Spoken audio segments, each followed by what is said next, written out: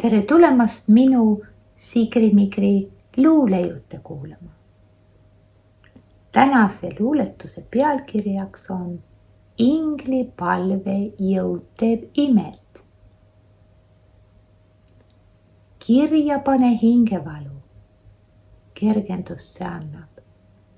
Ingli palve leivapalu raskust ära kannab. Unustada pettusaegu, nõiaringis unesängi, puhastada nüüd ja praegu hingevangla kurba ängi. Ingli palvejõud on suur, pühib puhtaks palge, lahti läheb lukust puur, ilmub tõde valge. Sinu enda otsustahe, palve sügavuse kõla, piiri paneb olnu vahel, annab hingel toetusõla. Ingli palvejõud teeb imet. Tänan kuulamast. Kohtumiseni.